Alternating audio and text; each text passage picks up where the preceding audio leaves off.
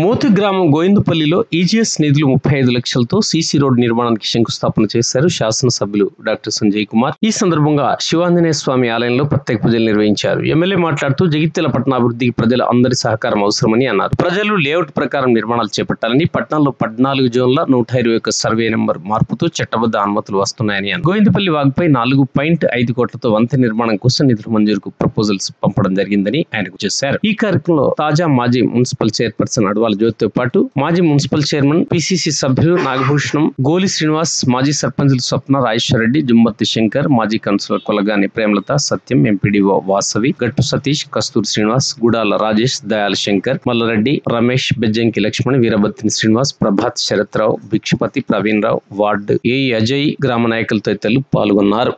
వాస్తవానికి ఇది మోత గ్రామ పంచాయతీకి ఉన్నటువంటి ఈ వీధి 2020 జగిత్యాల పట్టణ డీలిమిటేషన్లో మరి అప్పుడున్న పరిస్థితుల్లో గోవిందపల్లిని జగిత్యాల పట్టణంలో 6వ వార్డుగా చేయడం జరిగింది.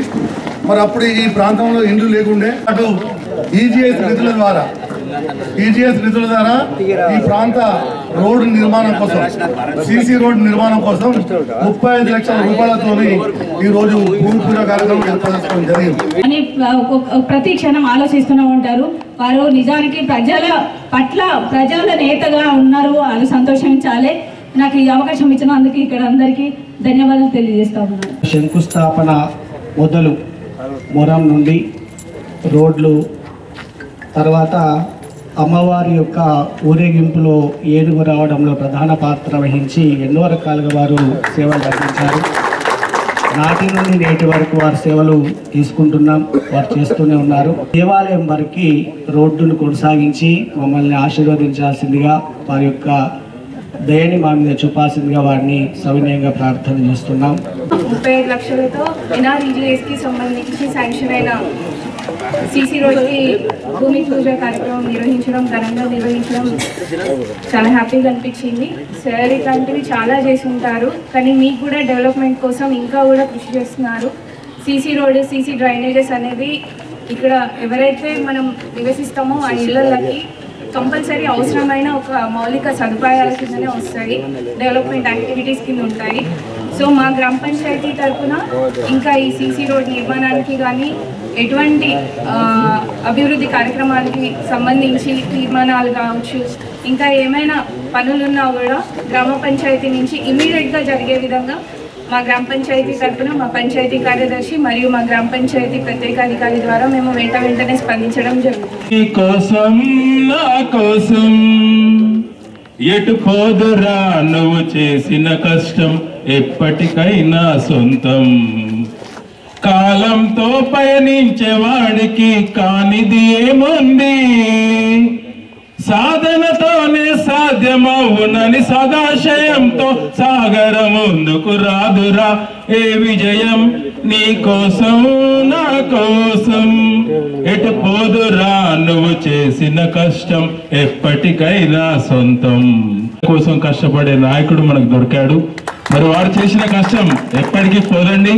జగిత్యాల పట్టణ ప్రజలు, జగిత్యాల శాసనసభ నియోజకవర్గం ఎన్నటికీ వారిని మరి గుండెల్లో దాచుకుంటుంది. ఇలాంటి నాయకుడు అని చెప్పడానికి ఒక క్షణం అడిగానండి. మరి ఈ జగిత్యాల పట్టణ అభివృద్ధి కొరకు సంజయ్ కుమార్ గారు రేవంత్ రెడ్డికి మద్దతు చేస్తానని కాంగ్రెస్ పార్టీకి మద్దతు చేస్తూ ఈరోజు ప్రభుత్వ పరంగా ఎన్నో కార్యక్రమాలు చేపడుతున్నందుకు అభినందనీయం.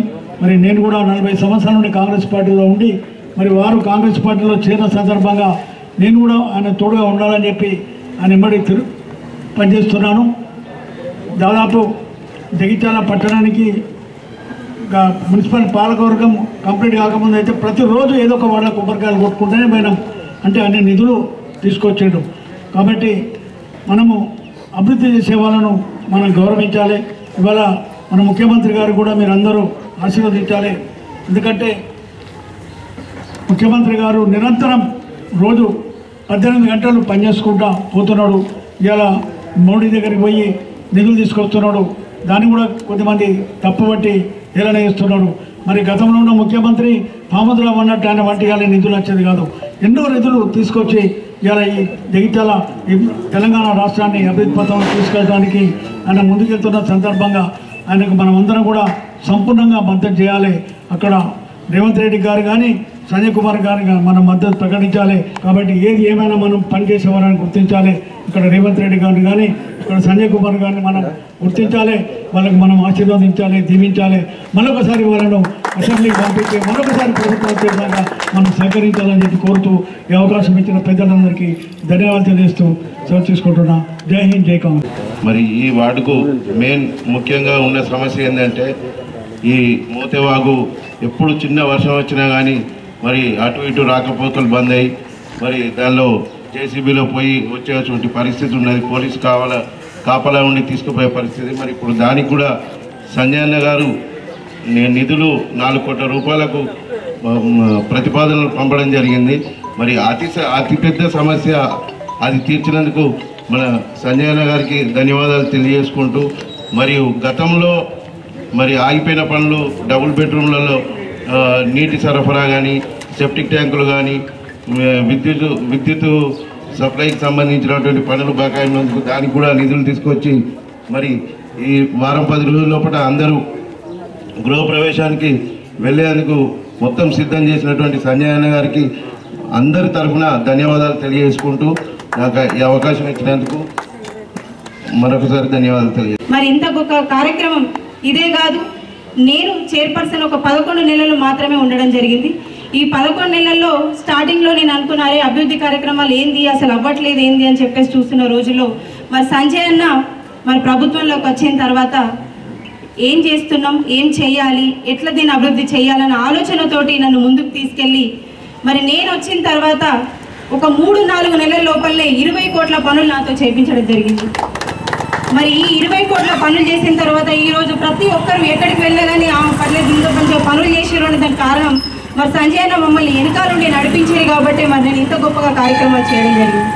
మరి అట్లాగే ఈ సీసీ రోడ్ కూడా నాతోటి ఒకసారి టెంపుల్లో ఒక పూజ జరుగుతున్నప్పుడు అమ్మ నాకు వెళ్ళడం ఇప్పుడు వీలు కాదు, నువ్వు వెళ్ళి అక్కడ చెప్పు మన వాళ్ళందరితోటి బ్రిడ్జ్ కూడా ప్రతిపాదన చేయడం జరిగింది, అట్లాగే ఈ రోడ్డు కూడా ప్రతిపాదన చేయడం జరిగింది అని చెప్పడం జరిగింది.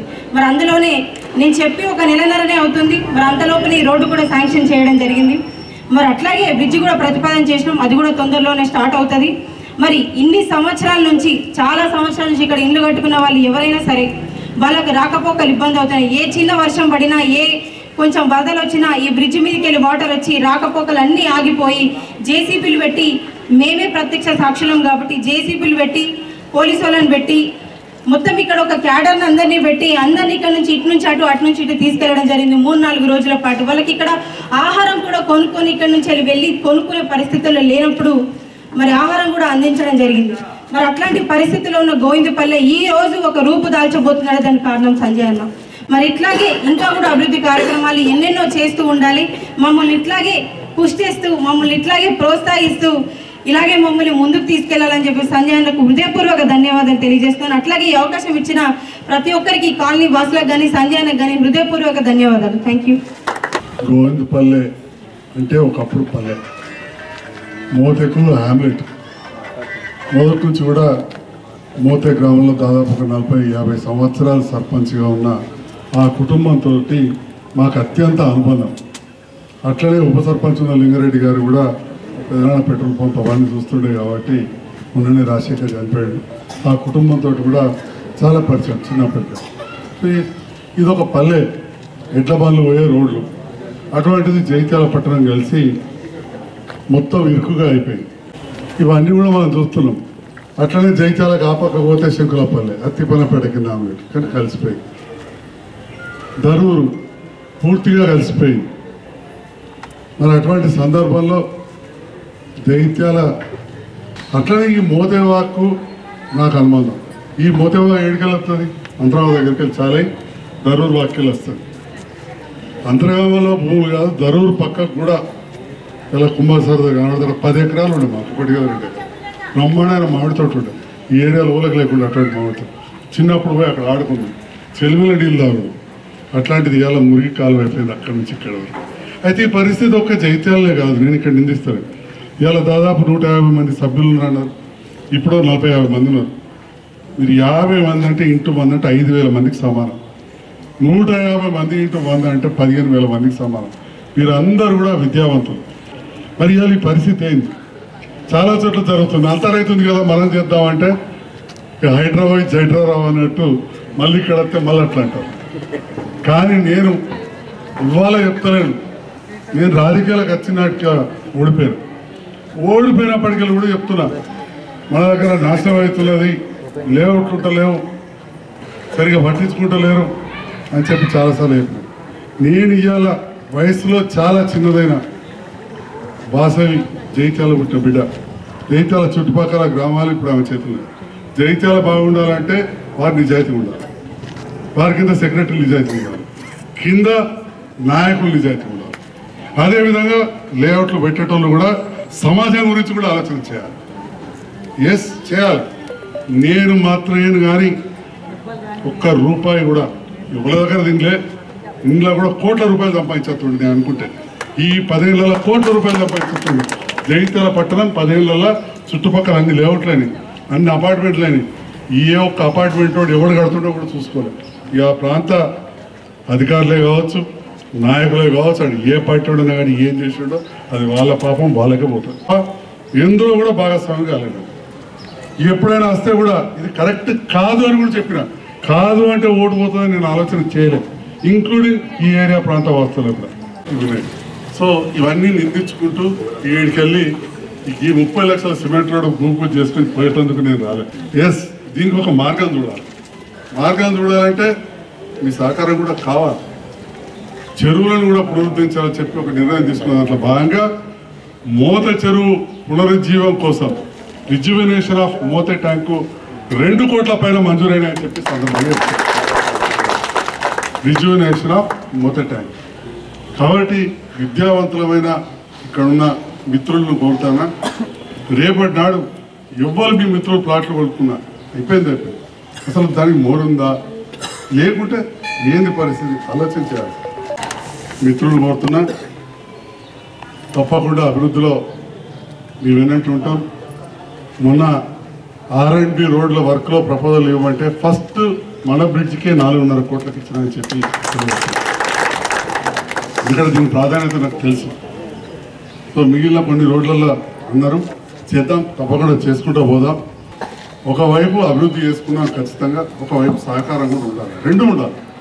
2 ఉన్నప్పుడే మన లోపల మార్పు వస్తుంది, మన ప్రాంతం అభివృద్ధి చెందుతుంది అని చెప్పి కూడా ఈ సందర్భాన్ని తెలియజేస్తూ, అత్యంత సీనియర్ రాజకీయ కుటుంబాలకు వచ్చిన కానీ జగిత్యాల ప్రజల మనోభావాలు నాకు తెలియక రాలేదు.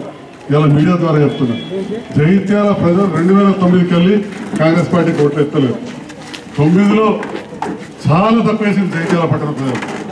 14లో నేను ఓడిపోయినాడు కూడా తక్కువ వేసారు. 18లో అయితే ఇంకా తక్కువ వేసారు. 23లో కూడా తక్కువ వేసారు. 24లో బొటాబోటి, ఎందుకంటే బీజేపీ అభ్యర్థి కాదు ఎక్కువ కావచ్చు, బొటాబోటి. మరి అయినా నువ్వు కాంగ్రెస్ ప్రభుత్వంతో ఎందుకు పనిచేస్తున్నావు అని కొందరు ముక్కు మీద వేసుకోవచ్చు, లేదా అనవసరంగా మాట్లాడుతున్నాడు సంజయ్ నాకు. ఇగో ఇట్లాంటి పనులు మరి ప్రభుత్వంతో కలిసి ఉంటేనే చేయగలుగుతా అని చెప్పి ఒక కఠోర నిర్ణయం తీసుకున్నా, బాధతోనే తీసుకున్న నిర్ణయం. కానీ అట్ ద సేమ్ టైం పనులు జరుగుతున్నందుకు సంతోషంగా ఉండదు. కానీ అట్ ద సేమ్ టైం సంతోషంగా ఉండలేదు. నేను ఇలా మోదకి నిధులు పెట్టినా, మా మల్లెడ్డి వచ్చినట్టు నిధులు ఇచ్చినా, ముసుకెళ్ళేదంటే దాని గురించి కలెక్టర్తో మాట్లాడినా, మాట్లాడగలంటే ప్రభుత్వంతో ఉండబట్టే. కాబట్టి మీ అందరినీ కూడా కోరేది, అందరి సహకారం ఉంటేనే ఈ ప్రాంతం అభివృద్ధి అవుతుంది. థ్యాంక్ యూ అనండి.